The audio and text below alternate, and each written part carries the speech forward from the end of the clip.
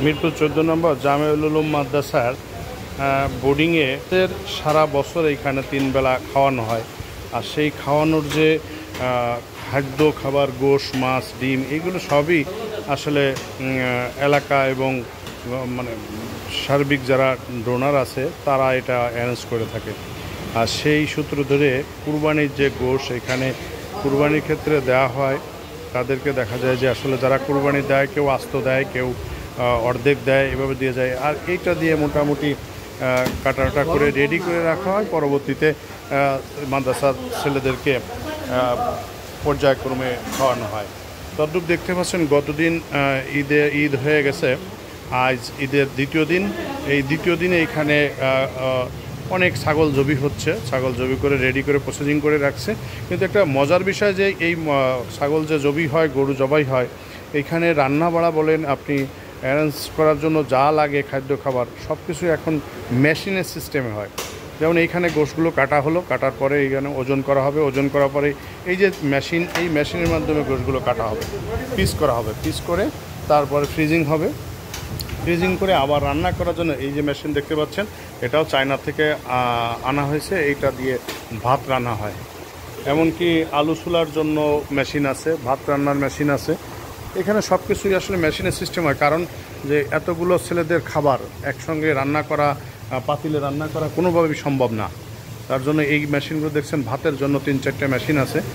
এই শুধু চায়না থেকে এই মেশিনগুলো আনা হয়েছে।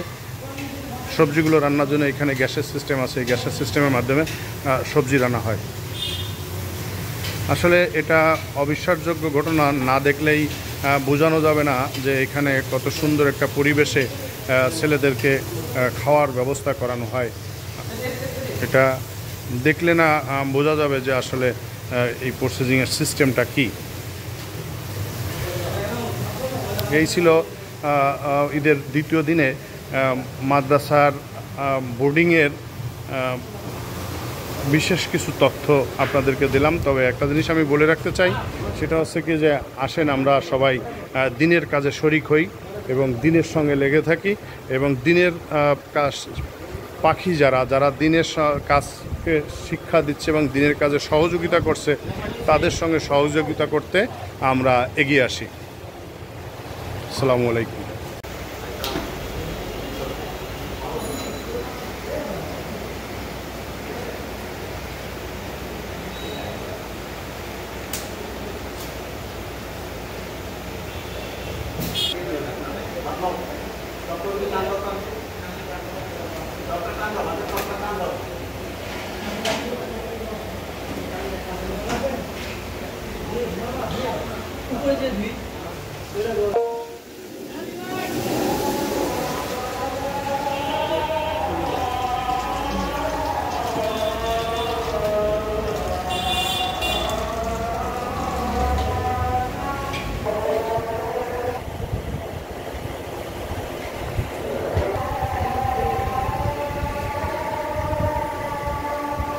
আপনারা দেখছেন যে মাদ্রাসায় শত শত গরু ছাগল একসঙ্গে কাটা হয়।